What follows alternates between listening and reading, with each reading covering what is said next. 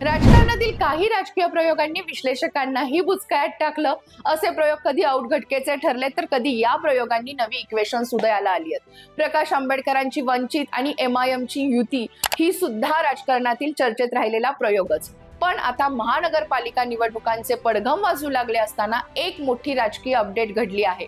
वंचित बहुजन आघाडी आणि MIM यांची युती अखेर तुटली आहे. ही युती केवळ दोन पक्षांमधील समजुतीची नव्हती, तर अल्पसंख्याक आणि बहुजन वर्गाच्या एकत्रित राजकीय प्रतिनिधित्वाचा एक महत्वाकांक्षी प्रयोग होती, ज्या मागे पारंपरिक राजकीय चौकटीला पर्याय निर्माण करण्याची भूमिका होती. मात्र आता ही युती तुटल्यामुळे राजकीय समीकरणही बदलणार आहेत.